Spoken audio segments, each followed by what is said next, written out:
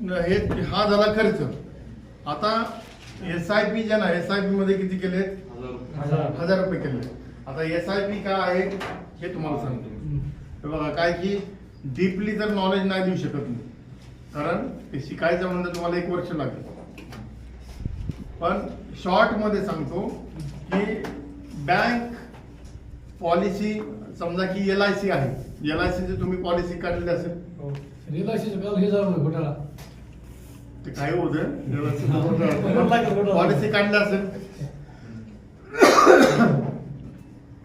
LIC policy काढली, बँकेमध्ये तुम्ही पैसे ठेवता, त्याचं रिटर्न तुम्हाला किती भेटतं? सोपं आहे. हे बघा, बँक तुम्हाला किती टक्के देते? 5 ते 6% बँक देते, बरोबर ना? 7%.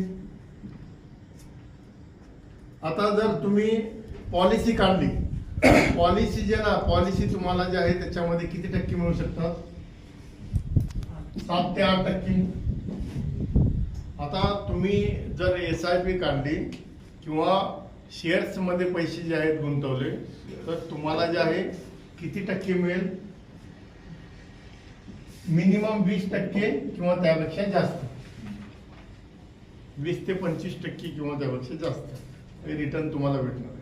आता काय की आपल्याला हेच कळत नाही, आपल्याला शेअर मार्केट बद्दल माहिती आहे, पण आपल्याला वाटतं की शेअर मार्केट म्हणजे जुगार, बरोबर ना? धोका आहे, पैसे बुडण्याची शक्यता आहे, हेच आपल्या डोक्यात बसलेलं आहे का नाही? तसं नाही काही. तुम्ही शेअर्स मध्ये जे आहे, जर तुम्ही व्यवस्थित विचारपूर्वक केलं तर त्याच्यामध्ये काहीच धोका नाही.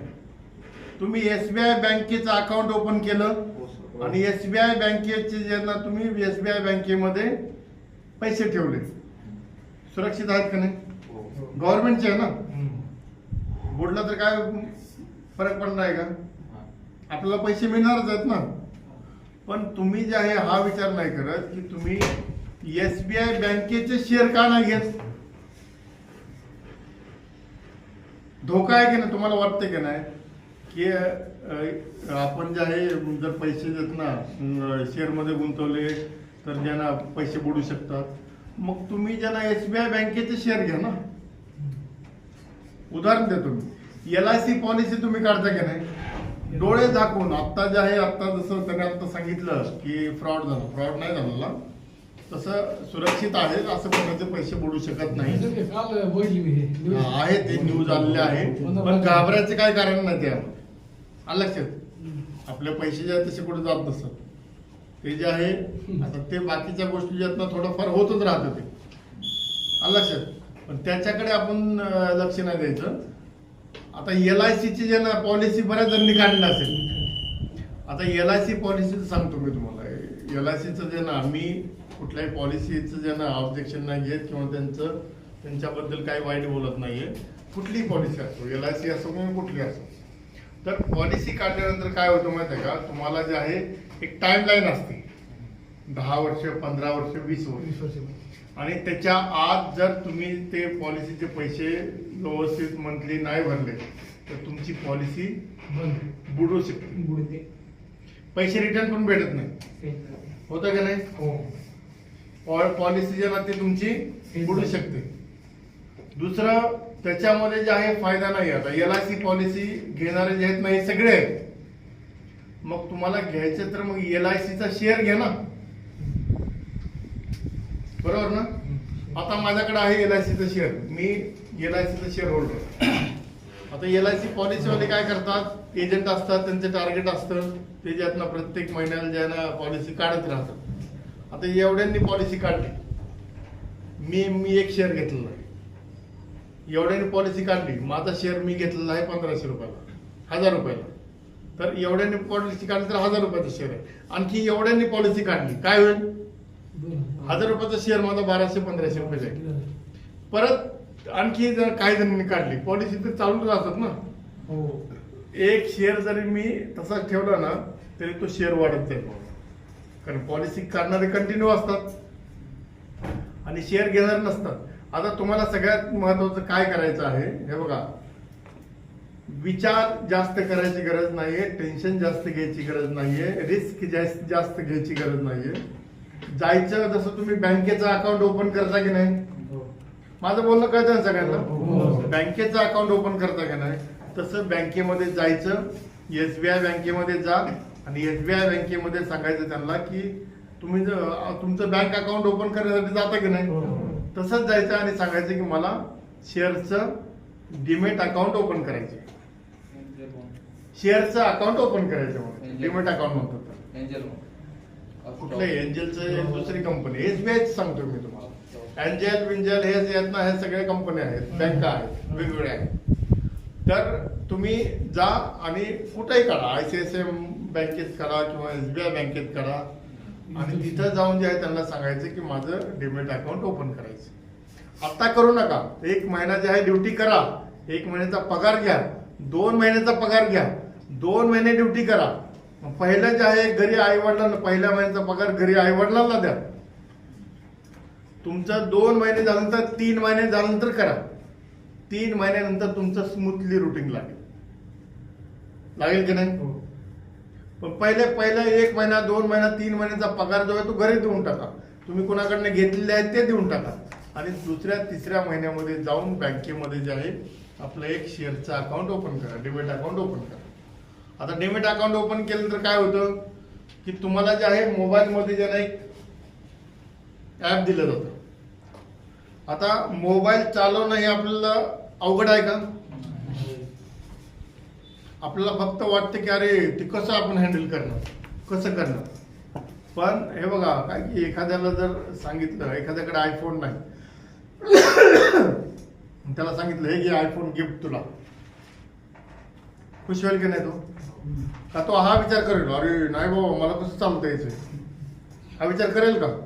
मला कसं येणार आहे, मी कसं करणार, मी चालवणार कसं, मला त्यातले सगळे फंक्शन कळतील का आतले, हा विचार करेल का? घेईल आनंदाने आणि लगेच चालवेल की नाही. कुठलाही मोबाईल आपण 1 ते 2 दिवसामध्ये, 3 दिवसामध्ये चांगल्या प्रकारे ऑपरेट करतो की नाही. तसं शेअरचं पण जे आहे तुम्हाला सुरुवातीला नाही कळालं तर तुम्ही SBIचं उदाहरण दिलं मी, SBI बँकेमध्ये जायचं, शेअरचं अकाउंट ओपन करायचं. तुम्हाला सुरुवातीला शेअर घ्यायचं कळत नाही, बँकेत जायचं, त्यांना सांगायचं माझा एक शेअर घ्या, एक शेअर मला खरेदी करून द्या. आता तुम्हाला ते मोबाईलमध्ये जे ॲप दिलं जातं ना त्याच्यामध्ये पण ते गाईडलाईन देणारी टीम पण असते सगळी बँकेमध्ये. गेलात तुम्ही सुरुवातीला नाही कळालं, त्यांना सांगायचं पण की मला पण सांगा जरा कसं करायचं, बाय कसं करायचं, सेल कसं करायचं, ते दाखवून देतील. तुम्ही करू नका, फक्त बघून घ्या. परत दुसऱ्या महिन्यामध्ये गेला, जायचं बँकेमध्ये, त्यांना सांगायचं माझं जे आहे 2 शेअर घ्या, 2 शेअर घेऊन माझ्या अकाउंटमध्ये ठेवा. आणखी ज्या तुमचे ते बाय करतील ते तुमच्या अकाउंटमध्ये ठेवतील. परत त्यांना सांगायचं मला जरा ते गाईड करा. 3ऱ्या महिन्यामध्ये परत जायचं, त्यांना सांगायचं बँकेत तुम्ही पहिले जात होते का नाही. आता काय की ATM आल्यामुळे जे आहे, जीपे फोनपे आल्यामुळे आपण जास्त जात नाही बँकेत, होता की नाही. पहिले जात होतो की नाही आपण, बँकेत जायचो, ट्रान्झॅक्शन करायचो, स्लिप भरायचो, पैसे जमा करायचो, काढायचो, करत होतो की नाही. आता ते सिस्टम चालू करा शेअरसाठी. महिन्यातून एकदा जे आहे बँकेत जायचं आणि ते जे आहे सगळं शिकून घ्यायचं. तुम्ही 2 वेळेस 3 वेळेस गेलात ना तुम्हाला सगळं कळून जाईल. रिस्क घ्यायची नाही. तुम्ही SIP करा, SIP मध्ये रिस्क नाही. काय आहे की मार्केट अप डाऊन होत राहतं. ते काही जण असतात बघा, काही जण म्हणतात की अरे हे पैसे लावले आणि बुडले म्हणतात की नाही. ते काय आहे, तो जुगार आहे, त्याला म्हणतात ट्रेडिंग. काय म्हणतात? ट्रेडिंग नाही करायचं आपल्याला. माझं बोलणं कळतंय ना. ते ट्रेडिंग जे ना, रोज पैसे लावले, रोज पैसे काढले, बुडले, वाढले, पैसे जास्त मिळाले, डुबून गेले, हे सगळं आहे ना त्यामध्ये. तर ते ट्रेडिंग करायची नाही. लक्षात, तुम्हाला काय करायचं आहे, SIP करा. तुम्हाला रिस्क घ्यायची नाही ना, तर तुम्ही जे आहे चांगल्या ज्यात कंपन्या पण आहेत, चांगल्या कंपनीचे शेअर घ्या. टाटा ही अशी कंपनी आहे, डोळे झाकून आपण विश्वास ठेवतो की नाही. टाटा म्हणलं की विश्वास आहे की नाही. टाटाची ज्यात चांगली कंपनी आहे. तुम्हाला जे आहे TCS कंपनी आहे. TCS कंपनी काय आहे की लोन फ्री कंपनी. आता तुम्हाला पीए रेशो हे ते सांगत बसलं ना तर ते तुम्ही कन्फ्युज होऊन जा. कळलं सर? पीए रेशो काय आहे, किती रेशो मध्ये घेतलं जातं, कसं बघितलं जातं, हे डोक्यात घ्यायची गरज नाही. तुम्ही कंटिन्यू जेव्हा ते शेअरचं करत राहाल ना तर तुम्ही ऑटोमॅटिक शिकून जा. आता सुरुवातीला फक्त बेसिक तुम्ही एवढंच फक्त लक्षात ठेवा, तुम्हाला गुंतवणूक करायची आहे, शेअर्समध्ये गुंतवणूक करायची आहे. पैसे जे आहे तुमचे सेव्हिंग त्याच्यामध्ये ठेवायचे. बँकेत जास्त पैसे ठेवू नका, त्याच्यामध्ये ठेवा. तुम्हाला जर कधी वाटलं किंवा मला पैशाची अडचण आहे, मला तुम्ही शेअर विका ना. शेअर विकता नाही आलं तुम्हाला, बँकेत जाऊन त्यांना सांगायचं माझे 5 शेअर विकून द्या. 5 शेअर विकून दिले की तुमचं शेअर विकणं म्हणजे काय आहे की तुमचे शेअर विकले की ऑटोमॅटिक तुमच्या अकाउंटमध्ये ते पैसे ट्रान्सफर होतात. तुमचं बँकेचं अकाउंट जे असतं सेव्हिंग अकाउंट ते त्याला लिंक असतं. आता बोलणं कळतं ना नक्की? व्यवस्थित कळतं ना? तर हे बघा काय की ह्या सगळ्या गोष्टी ज्या आहे कळणं गरजेचं आहे, समजणं गरजेचं आहे. तुम्हाला गुंतवणूक करायची आहे तर रिस्क फ्री करा, रिस्क फ्री गुंतवणूक करा. तुम्ही TCS कंपनी आहे, टाटाची TCS कंपनी आहे, त्याच्यामध्ये गुंतवणूक करा. तुम्हाला त्याच्यावरती जास्त विश्वास नसेल ना तर सुरुवात करताना जरा तुम्ही बँकेमधून करा. SBI बँकेचे शेअर घ्यायला चालू करा. आला सर? SBI बँकेमध्ये तुम्ही सेव्हिंग करून पैसे ठेवू नका, तो पैसा कुजून जाईल, तो पैसा फायद्याचा नाही. आला सर? पैशांनी पैसा वाढला पाहिजे ना, वाढला पाहिजे की नाही? का पैसा कुजला पाहिजे?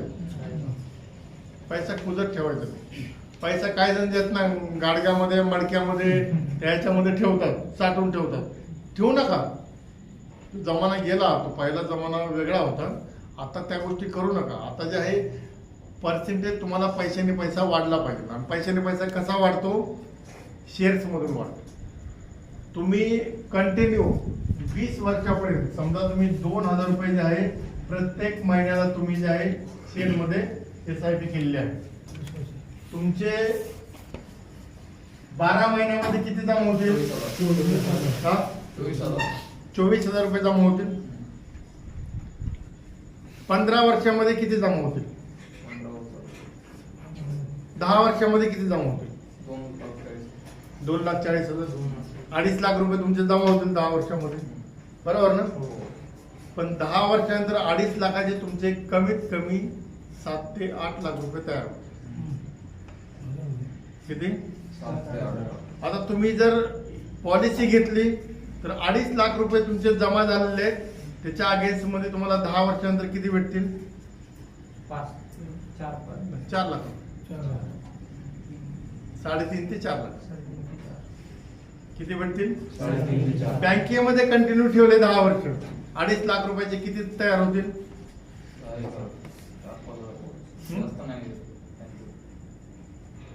80,000, 1 लाख वाढतील 10 वर्षापर्यंत. म्हणजे किती वाढले? काय फायदा झाला? पण तुमचे 3 पटीने पैसे वाढतात की नाही? हे बघा, हे यालाच म्हणतात अर्थशास्त्र. आणि हे आपलं कळत नाही. आपण हे बघा खर्च कमी करा. आता तुम्ही जे बजेट बनवलं आहे ना त्याच्यामध्ये एक प्लॅन सांगतो मी तुम्हाला. कपड्याचं बजेट जे ना तुम्ही 1,000 रुपये काढले का त्यामध्ये? प्रत्येक महिन्याला कपडे घेणार आहे का? काय करायचंय? वर्षातून एकदा कपडे घेता की नाही तुम्ही? एक किती 2,000 केलेलं आहे का?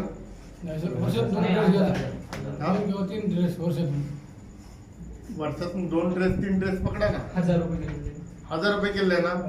किती वर्षाचे किती झाले? 12,000 रुपये झाले. येण्या-जाण्याचा खर्च पण केलेला आहे. येण्या-जाण्याचा खर्च वेगळा आहे. तो वेगळा आहे. 12,000 रुपये ते सेव्हिंग तुमचे आहेत. आता येण्या-जाण्याचा खर्च तुम्ही प्रत्येक महिन्याला घरी जाणार आहेत का? ते 1,000 रुपये केलेलं आहे. ते 12,000 रुपये 24,000 रुपये झाले. आणखी काय खर्च आहे? ऑदर एक्सपेन्स मध्ये जे आहे ना तुम्ही 1,000 रुपये केलेले, बरोबर ना? आता ऑदर एक्सपेन्स महिन्याला काय खर्च होणार आहे तुमचा? करू नका खर्च, पैसे वाचवा. 1,000 रुपये जे केलं ना ते बजेट ते वाचवण्याचा प्रयत्न करा ना. खर्च झाले ना तर 200 रुपये 300 रुपये 500 रुपये करा. त्यातनं 500 रुपये वाचले म्हणजे तुमचे 6 लाख रुपये वाचले वर्षाला. अरे हे जर कॅल्क्युलेशन केलं ना तुम्ही तर कमीत कमी तुम्ही 1.5 ते 2 लाख रुपये तर असेच वाचवा. 1 लाख रुपये तर वाचवा. वर्षाला. आणि हे बघा, आता इथून तुम्ही पोस्टिंग जाणार आहात, गेल्यानंतर जे आहे कुठलाही नशा करू नका, कुठलंही एंटरटेनमेंट करू नका, मित्र आला पार्टी मागितली पार्टी देऊ नका, कुणाला दारू पाजू पण नका आणि स्वतः पिऊ पण नका. पैसे वाचवण्यावरती फोकस करणं अतिशय गरजेचं आहे. तुम्ही पैसा वाचवण्यावरती फोकस केला ना तर निश्चितपणे मित्रांनो तुमचं भविष्य उज्ज्वल होईल. तर म्हणतात ना, आजची गरज आजची सेविंग उद्याची गरज, आजची गुंतवणूक भविष्याची गरज आहे का नाही. पैसे जे आहे हे बघा, पैसे थोडे थोडे वाचवा. आणि कळत नाही आपल्याला, कधी कधी जर आपले 1000 रुपये खर्च होतात, 2000 रुपये खर्च होतात, लगेच जातात की नाही. सवय ठेवा कमीत कमी खर्च करण्याची आणि पैसे वाचवण्याची. तुमचा पगार जे आहे, आता तुमचा बेस आहे, करिअरची सुरुवात आहे, त्याच्यामुळे आता सुरुवातीला जेवढं वाचवा तेवढं फायदा. ज्यावेळेस तुमचा पगार वाढत जाईल ना, हळूहळू तुमचं प्रमोशन झालं, पगार वाढत गेला, तर नंतर जेव्हा तुम्ही थोडाफार खर्च वाढवला तर काय हरकत नाही, लक्षात. पण तुमचा पैसा वाढल्यानंतर करा. पण काय की एक सांगू का मी तुम्हाला, एकदा सवय लागली ना पैसे वाचवायची, तुम्ही जास्त खर्च नाही करणार. आणि खर्च केला ना तर तुमचा पैसा पण वाढला असतो, तुम्ही जास्त मेहनत पण करणार. तुम्हाला एकदा सेव्हिंग करायची सवय लागली की तुम्ही खर्च कमी करणार. आणि जर तुम्ही खर्च केला ना तर तुम्हाला मेहनत, तुम्ही ओव्हरटाईम जास्त करणार. बरोबर की नाही. ऑटोमॅटिक ही सवय लागून जाते. आता हे बघा, काय की पोस्टिंग जाणार आहात तुम्ही आता नोकरी करणार आहात, तर तुमचं जे आहे, तुमच्या बरोबर तुमच्या आई वडिलांनी तुमच्यासाठी भरपूर खस्ता खाल्लेले आहेत, रक्ताचं पाणी करून मोठं केलेलं आहे. सोपं नाहीये. एक जीव जगवणं, त्याला मोठं करणं, सांभाळणं सोपं आहे का. ते मला माहिती आहे, माझ्या आई वडिलांनी माझ्यासाठी किती कष्ट केलेले आहेत, किती त्रास सहन केलेला आहे. मी माझ्या मुलांसाठी ज्यांना किती त्रास सहन केलेला आहे, किती कष्ट केलेलं आहे मला माहिती. तसं हे बघा, आई वडिलांना जे आहे कुठली गोष्ट कमी पडून देऊ नका. आणि सगळ्यात महत्वाचं म्हणजे आपला परिवार सांभाळ. तुमची बायको, तुमची मुलं, तुमचे आई वडील हे तुमच्यासाठी पहिली प्रायोरिटी त्याला पाहिजे. लक्षात. कोण कुठला मित्र, आणि कृष्ण आणि सुदामानंद सच्चे मित्र फक्त 1% आहे. सच्चा मित्र कोणच नाही. तुम्हाला दारू प्यायला सांगणारे मित्र भेटतील, पार्ट्या करू म्हणणारे भेटतील, एन्जॉय करू म्हणणारे भेटतील, पण तुम्हाला ज्यांना हे करू नको म्हणणारा मित्र कोणी भेटलेला नसेल. आणि जर एखादा मित्र भेटलेला असेल ना तर त्याला सोडू नका, कारण तो सच्चा मित्र आहे. आणि असे मित्र भेटतच नाही. एन्जॉय करणारे, पार्टी करणारे, पैसे काढणारे, लुटणारे असेच मित्र असतात. त्याच्यामुळे बघा, सगळ्यात महत्वाचा आहे तुमचा परिवार. लक्षात. तुमची मुलं सुखी राहिले पाहिजे, त्यांचं शिक्षण चांगलं झालं पाहिजे, तुमची बायको सुखी राहिली पाहिजे, त्याला कुठलीही कमी नाही पडली पाहिजे, आई वडील सुखी राहिले पाहिजे, याच्यावर फोकस करा. क्लिअर आहे. गेल्यानंतर हे बघा, आपला परिवारच महत्वाचा आहे. एकच जे ना, ते घोड्याचं कसं असतं समोर, दोन्हीकडनं असतं का नाही, ते बाकीच्यांचं लक्ष नाही द्यायचं, फक्त आपला परिवार. आणि ज्यावेळेस परिवार डोक्यात असतो ना, माणूस कष्ट करायला मागे नाही सरकत. आता तुमच्यातले काही जण जे आहेत ना, मॅचवर नाहीत, ते नोकरी करणार पण नाहीत. हे पण सांगतो मी तुम्हाला. करमत नाही, हे होत नाही, आईला फोन करणार, वडिलाला फोन करणार, मला चांगलं नाही वाटत, मला असंच होतंय, मला त्रास होतोय, मला चांगलं नाही वाटत. आई बापांना काय माहित असतं का. आई वडील काय म्हणणार, अरे लय त्रास आहे का, यो बाबा निघून इथंच घरीच बरं आहे. आई वडील असेच बोलतात सुरुवातीला. त्यांना ह्या गोष्टी सांगायच्या नाहीत. आपलं आयुष्य आहे, आपल्याला जगायचंय, तुम्हाला तुमचं भविष्य घडवायचंय, तुम्हाला कष्ट करावं लागणार आहे. काही काळ गेल्यानंतर तुम्हाला आई वडील जन्म देऊ शकतात, लहानाचं मोठं करतील, शिक्षण देतील, त्रास सहन करतील, खस्ता खातील, सगळ्या गोष्टी करतील. पण तुम्हाला जे आहे 20-25 वर्षानंतर, 30 वर्षानंतर कुठले आई वडील सांभाळू शकत नाही. का. तुम्ही जर एक बेरोजगार बनून राहिलात तुम्ही एक नालायक बनून राहिला तर कुठल्या आई वडिलांना चांगलं वाटेल. तुम्ही जर पैसे नाही कमवले, तुम्ही जर लाईफ मध्ये सक्सेस झाले नाही, तर आई वडील पण काय म्हणतील माहितीये का, जा कुठेतरी जाऊन काळ कर, पैसे कमवणार म्हणतील का नाही. आणि सुरुवातीला तेच आई वडील काय म्हणतील, ये बाबा चांगलं नाही वाटत, करमत नाही का, लय त्रास आहे का, ये बाबा ये निघून ये. आणि काळ गेल्यानंतर परत तेच बाहेर काढतील. आत्ताच सांभाळा, स्वतः सावरा. आणि आता इथून गेल्यानंतर जे आहे एकच लक्ष ठेवा, करिअर ग्रोथ. एक चांगला प्लॅटफॉर्म तुम्हाला भेटलेला आहे. एक रस्त्यापर्यंत तुम्हाला आम्ही नेऊन सोडतोय. तिथून पुढे 3 रस्ते तुमचे, एक चिखलाचा, एक काय सांगितलं दुसरा चांदीचा आणि एक सोन्याचा. ते दरवाजे जे आहेत तुमच्यासाठी तुम्हालाच उघडायचे. तुम्ही मेहनत करत गेलात ना, तुम्ही मीडियम टाईपची मेहनत करत गेला तर तुमचा चांदीचा दरवाजा उघडेल. तुम्ही सुपर मेहनत करत गेलात, रगडून मेहनत केली, भरपूर कष्ट केलंय, मागे सरकतच नाही, हटतच नाही, काही होऊ द्या, सोन्याचा दरवाजा उघडणार, लक्षात ठेवा. आणि तुम्ही काहीच केलं नाही, तुम्ही आळशी बनलात, तुम्ही मेहनत नाही केली, तर चिखलाचा दरवाजा आहे, मग लोळत बसा आयुष्यभर. वेळ निघून गेल्यानंतर माणसाला अक्कल येते, पण ती अक्कल जी आहे कामाची नसते. लक्षात ठेवा बरं का माझा शब्द. वेळ निघून गेल्यानंतर काही जणांना अक्कल येते, पण ती अक्कल कामाची नसते. म्हणून काय करायचंय, वेळेच्या आधीच आपली अक्कल आणायची आणि शहाणं बनायचं.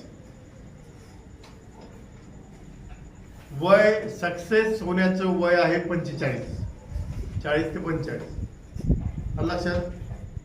त्याच्यानंतर माणूस किती जरी हातपाय आपटले तर करू शकतो का मेहनत? 45 नंतर काय करणार आहे? आता माझं वय 45 आहे.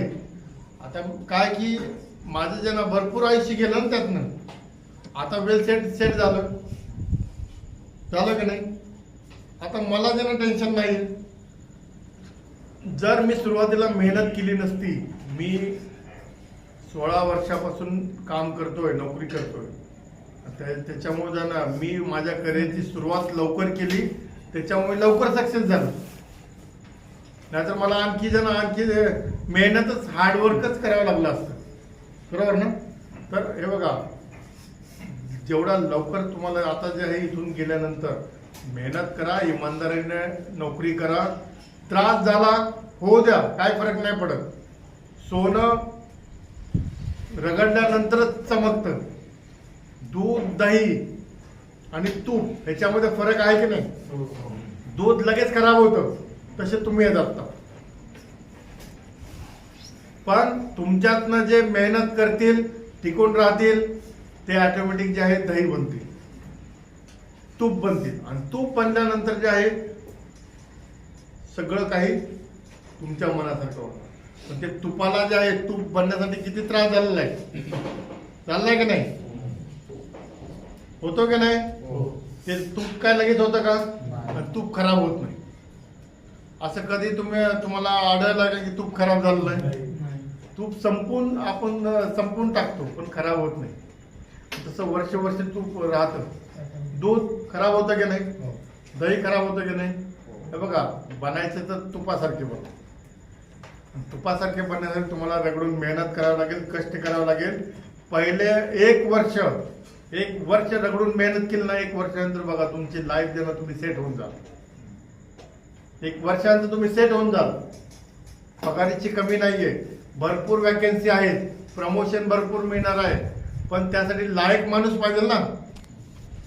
तुमच्यामध्ये काबिलियत आली तर तुम्हीच बनाल ना. तुमच्यातनंच काही जण सुपरवायझर बनतील, तुमच्यातनंच काही जण सिक्युरिटी इन्स्पेक्टर बनतील, सिक्युरिटी ऑफिसर बनतील, चीफ सिक्युरिटी ऑफिसर बनतील, ऑपरेशन मॅनेजर बनतील, ब्रांच हेड बनतील, रिजनल हेड बनतील, डायरेक्टर बनाल, एरिया मॅनेजर आहे, ऑपरेशन मॅनेजर, सगळे पद आहेत ना हे. पण तुम्ही जर मागे सरकलात, मेहनत नाही केली तर काय बनणार? तुमच्यातूनच बनणार आहे. तुम्ही एक ट्रेन सर्टिफाईड गार्ड आहात, लक्षात ठेवा. लक्षात, तुम्ही सर्टिफाईड एक मान्यताप्राप्त प्रशिक्षण केंद्रामध्ये तुम्ही प्रशिक्षण घेतलेलं आहे. त्याच्यामुळे तुमचाच ग्रोथ होणार आहे. ज्याच्याकडे नॉलेज आहे, ज्याच्याकडे स्किल आहे, तोच पुढे जातो, हे लक्षात ठेवा. अलग लक्षात फक्त संयमाने ज्यांना सगळ्या गोष्टी होतात आज संयमाचीच तुमची ज्यांना बिल्डिंग आहे संयम ठेवलात की तुमच्यामध्ये सगळे गुण डेव्हलप होऊन जातात तुमचे सगळे गुण डेव्हलप झाले तुम्हाला लाईफ मध्ये काहीच नाही कमी पडणार फक्त आणि फक्त ग्रोथच होईल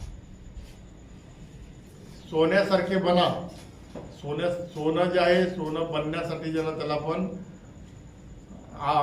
सोनार काय करतो त्याला तापवतो रगडतो घासतो आपटतो चकाकी येते की नाही त्याला ते सोन्यासारखं बनायचं तुम्हाला ते घाव तर सोसावे लागतील ना त्रास तर सोसावा लागेल दुधाचंच दही बनतं आणि तूप बनतं तूप बनण्यासाठी तुम्ही दुधासारखेच आहात तुम्हाला जर खरंच तूप बनायचं असेल तर रगडून मेहनत करावी लागेल हे बघा शेवटला फक्त एवढं सांगतो की तुम्ही या प्रशिक्षण केंद्रामध्ये आले प्रशिक्षण घेतलं आता तुम्हाला तुमचं आयुष्य जगायचंय आता आम्ही तुम्हाला जे आहे एका प्लॅटफॉर्मवरती एका रस्त्यापर्यंत नेऊन सोडणार आहे नोकरी ड्युटी जॉईन करेपर्यंत तुम्हाला सपोर्ट आहे पण एकदा ड्युटी जॉईन केली की तुमची लाईफ तुम्हाला जगायची तुम्ही बाहेर कुणाबरोबर दारू पिताय कुणाबरोबर पेटताय बाई बाटली करताय काय करताय कुणाला काही घेणं नाही आलं लक्षात तुम्हाला तुमचं आयुष्य जगायचंय कसं जगायचंय हे तुम्हाला ठरवायचंय चांगलं आयुष्य जगा इमानदारीने नोकरी करत राहा मेहनत करत राहा कष्ट करत राहा कष्टाला मागे सरकू नका आलं लक्षात आणि सगळ्यात महत्वाचं म्हणजे आपला परिवार ज्यांना आपले परिवार डोक्यात ठेवून मेहनत करा आलं लक्षात आता याच्या पलीकडे जे आहे सांगण्यासारखं काय नाही आता उद्या जे आहे तुमचं असेसमेंट होऊन जाईल फायनल असेसमेंट त्याच्यानंतर जे आहे तुम्हाला ट्रेनिंग सर्टिफिकेट इश्यू केलं जाईल गाडी येईल आणि तुम्हाला इथून पोस्टिंग जायचं आहे क्लिअर आहे आणखी तुम्हाला काय डाऊट असेल काय असेल तर तुम्ही माझ्याबरोबर बोलू शकता डिस्कस करू शकता पोस्टिंग कुठं होईल सर पोस्टिंग ऑर्डर जी आहे आता तुमची पुण्यातलं निघलेलं आहे पुण्यामध्ये जे आहे पोस्टिंग ऑर्डर निघालेलं आहे तर पुण्यामध्ये ड्युटी करा एक 2 महिने 3 महिने ड्युटी करा 2-3 महिन्यानंतर जे आहे तुमच्या एरियामध्ये तिकडं नागपूर विभाग आहे छत्रपती संभाजीनगर आहे अनुभव तुम्हाला होऊन जाईल कारण काय आहे बघा नाशिक आहे त्या एरियामध्ये तुम्हाला जर पाहिजे असेल तर तुम्हाला तिकडे ट्रान्सफर मिळेल मेन काय असतं माहिती आहे का आता तुम्ही सगळेजण फ्रेशर आहात अनुभव आहे का तुमच्याकडे 2 महिने 3 महिन्याचा अनुभव घेतला ना तुम्ही चलाक बना अनुभवी बना लक्षात ज्यावेळेस तुम्ही अनुभवी बनता ना दुसरीकडे काय की युनिटमध्ये आता जसं छत्रपती संभाजीनगर आहे नाशिक आहे इकडे नागपूर आहे मुंबई आहे इकडे जे आहे अनुभवी माणसं पाहिजे अनुभव घेतला ना तुम्ही ऑटोमॅटिक तिकडे ट्रान्सफर मिळून जाईल तुम्हाला त्याची काळजी करू नका त्याचं टेन्शन घेऊ नका लक्षात 2 महिने 3 महिने असे निघून जातात आणि पुण्यामध्ये भरपूर काही शिकायला भेटेल तुम्हाला असं समजा की 2-3 महिने जे आहे पुण्यामध्ये फिरायचंय अधूनमधून जे आहे चालत फिरायचं खर्च नाही करायचं खर्च करू नका पण ड्युटी संपल्यानंतर तुमची 8 तास 12 तास ड्युटी संपली चालत फिरा ना बसचा पास काढला तर 70 रुपयाचा पास आहे 70 रुपयामध्ये ज्या ना तुम्ही दिवसभर फिरा कुठे 2 महिने 3 महिने सगळीकडे फिरून घ्या काय फरक पडतो आठवड्यातून एकदा इकडे तिकडे फिरा आणि 2-3 महिन्यानंतर मग जे आहे तुमच्या अनुभव पण होऊन जाईल तिकडे मग तुम्हाला ट्रान्सफर मिळेल त्याची काळजी करू नका सगळ्यात महत्वाचं आहे मेहनत करणं इमानदारीने काम करणं आणि आहे त्या जागेवरती टिकून राहा तुम्ही टिकलात तुम्ही चमकला क्लिअर आहे सगळ्यांना तुम्हाला खूप खूप शुभेच्छा चांगली मेहनत करा इमानदारीने काम करा आपला परिवार डोक्यात ठेवून जे आहे नोकरी करा संयम ठेवा आणि पुढे क्लिअर आहे चलो ऑल द बेस्ट